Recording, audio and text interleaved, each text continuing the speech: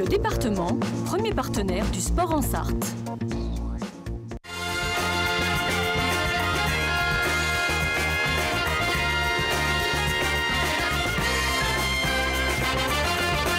La seconde partie de Totalement Foot, toujours avec nos invités Guy Offray, Geoffrey Dutertre, et puis également avec Charlie Briand, Hugo Brusetti. Ça va tout le monde? Impeccable. Vous allez être bien silencieux, dis donc, ce soir. On va parler de votre club Auvers-Poyet, jeune club d'ailleurs, c'est une union. Parlez-nous un petit peu de la genèse de ce projet, de ce club. Le club a 10 ans. 10 ans. Une fusion de Poyet puis d'Auvers-le-Hamon. Donc 150 licenciés, une école de foot avec des U7, U9, U11, U13.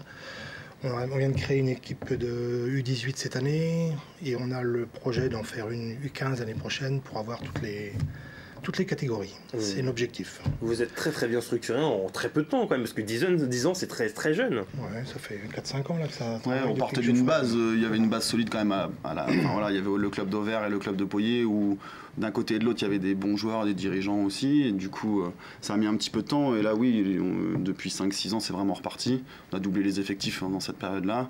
Le niveau augmente aussi de compétition pour l'équipe première. L'école de foot a doublé en effectif aussi.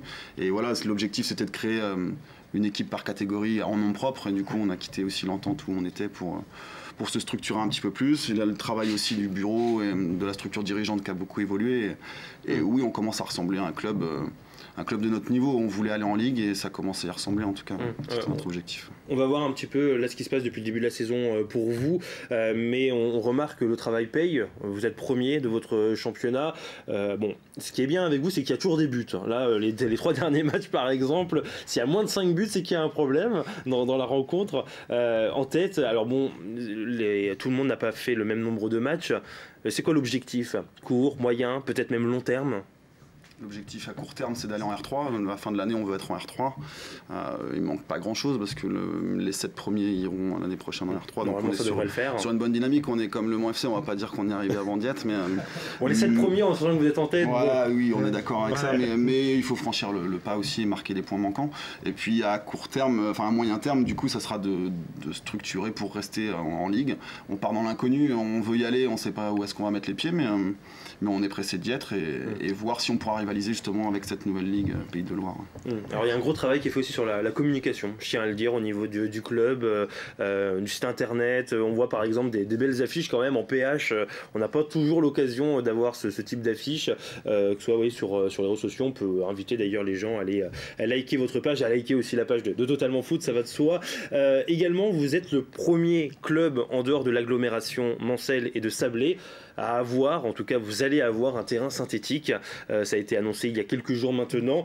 Dans quel état d'esprit vous êtes par rapport à cette décision? On est très content, ça c'est sûr. Ça va être un super outil pour l'école de foot, pour les entraînements, pour tout le monde, quoi, et même pour les écoles d'Auvers, parce qu'il y a 2 écoles, donc ça va être un super outil, quoi. Même état d'esprit. Forcément, pour le technicien, c'est l'outil rêvé. À l'heure actuelle, on a un terrain d'entraînement à Poyet-sur-Vègue, du coup, qui est une commune plus modeste, où on a un terrain qui est compliqué, où il faut gérer les espaces et s'organiser pour pas abîmer le terrain et pouvoir le faire durer. Donc on arrive à avoir quand même un terrain d'entraînement. On était un des seuls clubs de ligue à pas avoir de terrain à 11 sur le même site là, sur la commune d'Auvers. Donc on avait fait la demande du coup d'avoir un nouveau terrain.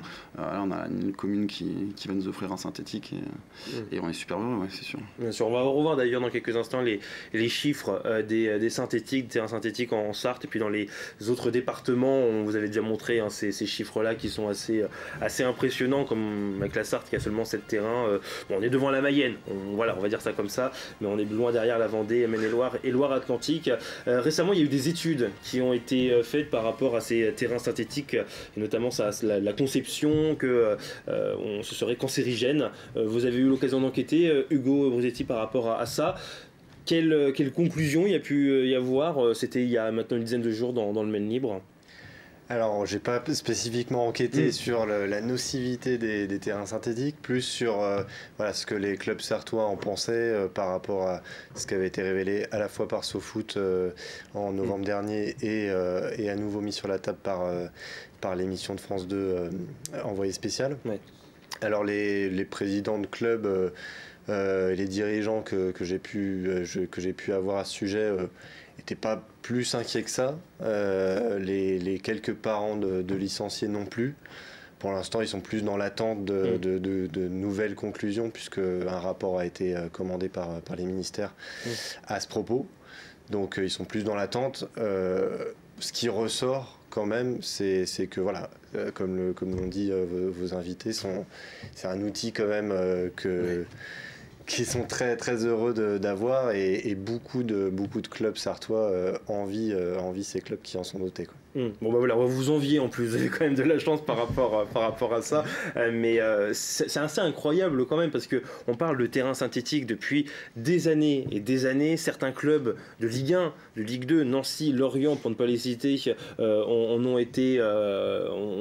avait tout simplement sur leur terrain, et aujourd'hui on s'intéresse à ça. Il y a des études, moi je trouve ça assez incroyable finalement que ce n'est pas sorti avant, Charlie.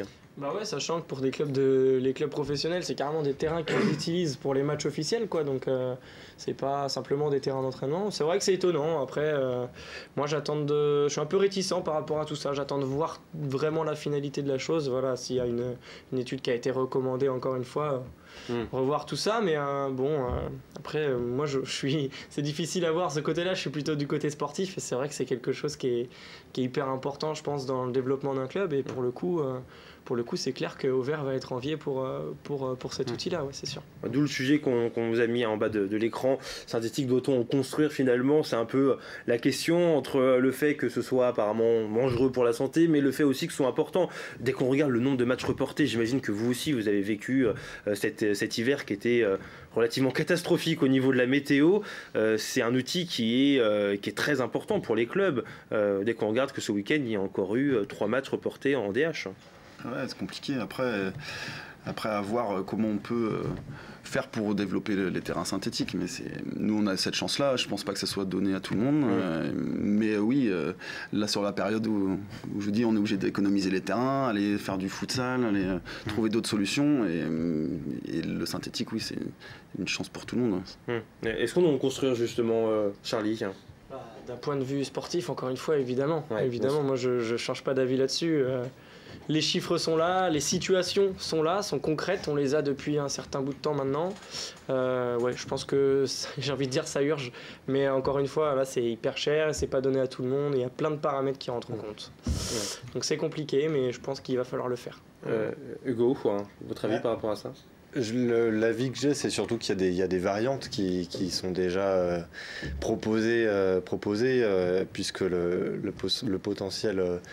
la potentielle nocivité des terrains est due aux pneus recyclés qui sont donc les billes de caoutchouc injectées dans les terrains. Donc il y a des variantes. Peut-être que justement le club d'Auvers-Poyer sera doté d'un terrain avec plutôt du liège. Donc voilà, il y a d'autres... J'imagine que c'est un autre prix aussi en même temps. Voilà, c'est un peu plus cher, mais bon, quand c'est une question de santé publique, évidemment que les pouvoirs publics font ces efforts-là. Le terrain synthétique arrivera quand pour vous? Septembre déjà. Normalement. Bon, ce sera donc un très bel outil que vous aurez l'occasion d'avoir dès la rentrée finalement, dès la prochaine saison. On l'a dit, donc c'est la mairie qui a mis en place ces démarches. Est-ce que c'était une envie de votre part? Est-ce que c'est la mairie qui a décidé d'avoir un terrain synthétique? Comment ça s'est passé exactement? C'est plutôt nous qui avons décidé de faire un synthétique par rapport à tous les avantages que ça peut apporter. Les 40 heures d'utilisation par semaine par rapport à un terrain qui est en herbe à 10 heures et quand il fait beau. Qu'est-ce qui est encore beau, on a de la chance. Il y a l'entretien du terrain, donc qui est quand même pas négligeable, la tonte, l'arrosage. Voilà, quoi, ça répond en plus à tous nos besoins, nous, je veux dire, notre école de foot et tout, donc c'est vraiment quelque chose superbe, quoi. Voilà. C'est une aide non négligeable de la part de la mairie également d'avoir accepté, parce que beaucoup de clubs essayent d'avoir des terrains synthétiques. On a beaucoup de chance, je crois. Ouais. Le club, là, depuis une dizaine d'années, depuis que la ville plutôt vous aide, en tout cas les deux villes vous aident vraiment, vous voyez dans le développement de votre club?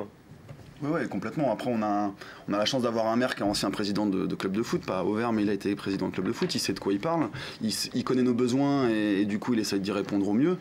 Il est accompagné du coup par une commune et une équipe municipale qui l'aide et qui prend les bonnes décisions, mais je pense que oui, il nous aide parce qu'on a su peut-être on a su le convaincre. Je sais que quand on a commencé, on est parti 3e division, nous il y a 5-6 ans, et il nous avait toujours promis qu'il nous aiderait à évoluer si nous on le faisait sportivement, donc du coup il sait ce qu'est le niveau ligue quand on arrive en PH et il a voulu nous aider aussi, donc autant sur le synthétique que sur l'entretien du terrain actuel et sur les installations, donc il y a un ensemble et on a une mairie qui nous aide, oui c'est une chance aussi ça. Ouais, une chance non négligeable. Justement, on vous a posé un petit peu, même tout court, cette question sur les réseaux sociaux, savoir si le développement d'un club passe obligatoirement par son maire. Vous allez voir, 71% ont dit oui, 29% ont dit non. Est-ce que vous êtes d'accord, Hugo, Charlie? Ouais, moi je suis plutôt d'accord là-dessus. L'un ne va pas sans l'autre, j'ai envie de dire, ou difficilement sans l'autre. Plutôt dans le sens club avec le maire, parce que voilà, j'en ai eu quelques exemples où ça ne suivait pas, enfin comment dire, c'est pas méchant. Ça peut freiner le développement voilà, d'un club. C'est ça, exactement. J'avais des difficultés à le dire, mais ouais, c'est ça. Donc ouais, je pense que c'est hyper important et si on veut passer un palier, à un certain moment, il faut que ça rentre en compte. Ouais. Pareil, Hugo. Oui, c'est deux choses qui sont liées forcément.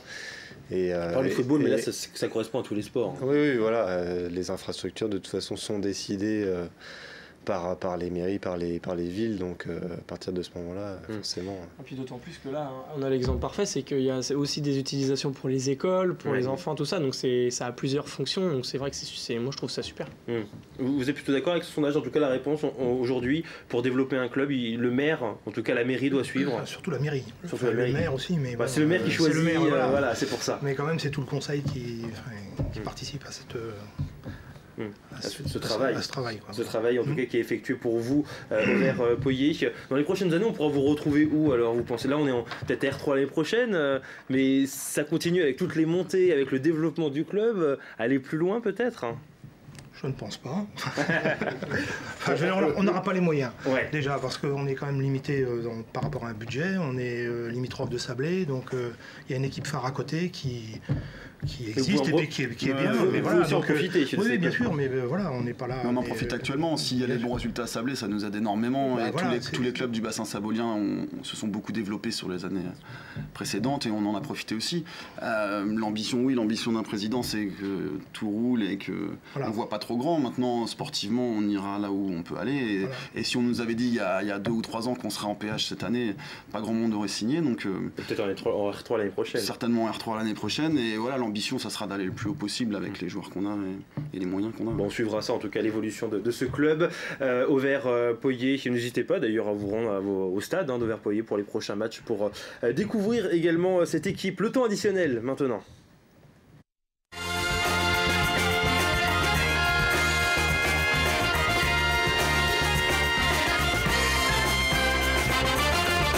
On débute avec les autres résultats de ce week-end. Vous allez le voir, notamment des deux féminines avec la défaite du Mans FC face à Lorient 2-1. C'était un match pourtant très important pour les Mancelles avec Claire Germain. La Suze également qui s'est inclinée en U17 nationaux. Vous voyez également qu'il y a eu le match reporté pour Le Mans face à Avranches et le match également reporté pour les U17, enfin les U19 du Mans FC à Tours après le décès du jeune Thomas Rodriguez du centre de formation. Tous les matchs de Tours ont été reportés, notamment cette rencontre-là. Du côté, alors sachez également, on l'a appris, c'est au conditionnel bien sûr, avec le match des U19 féminines. Je ne sais pas si vous avez eu l'occasion d'entendre parler de cette histoire. Le Mans face à Saint-Maur, qui a dû être arrêté à la 80e minute de jeu.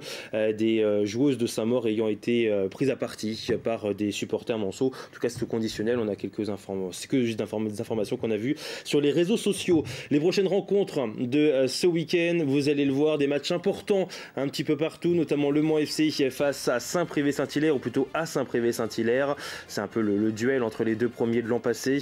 À noter aussi le match de Mulsanne-Télocher face à la réserve nantaise. Le match aura lieu le samedi. Retour des matchs le samedi pour Mulsanne-Télocher à 16h30. Sablé affronte la réserve lavalloise de déplacement pour la Flèche au Poiret-sur-Vie.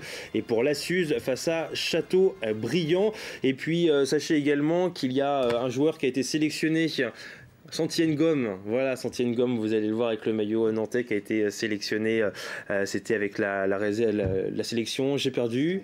Du Sénégal, voilà, j'allais dire le Cameroun, je sais même pas pourquoi, du Sénégal en effet, qui participe à la prochaine Coupe du Monde. Peut-être qu'on aura un joueur qui était à l'Assuz l'an passé qui va être à la Coupe du Monde, c'est merveilleux quand même. La belle histoire, exactement. Cédric Mensah, remarque, est gardien du Mans, a fait la CAN l'an passé. Et puis enfin, sachez que l'émission spéciale qu'on a eu l'occasion de vous proposer la semaine dernière entre le match Le Mans-Lens, c'était il y a 10 ans maintenant, est disponible sur YouTube, sur la page de l'MTV. Donc n'hésitez surtout pas à aller revoir cette émission. Et puis d'ailleurs, je tiens à remercier au passage tous ceux qui ont contribué. Étienne Perrine, Warren, Gérard et puis également bien sûr Pascal Brulon. Merci à vous d'avoir suivi cette émission. Merci aussi à vous d'être venus quand même, les dirigeants d'Auvers-Poyer. Bonne fin de saison. À l'année prochaine en R3. Ouais. Voilà, on l'espère pour vous aussi. Merci également Hugo Rosetti, on vous lit dans le mail libre. Charlie Briand, on vous voit sur le terrain de Spec. C'est ça. De temps en temps. De temps en temps. Sinon, cherchez sur le banc de touche. Je suis désolé. Passez une bonne soirée sur LMTV. On se retrouve la semaine prochaine, même heure, à même endroit. Bye bye.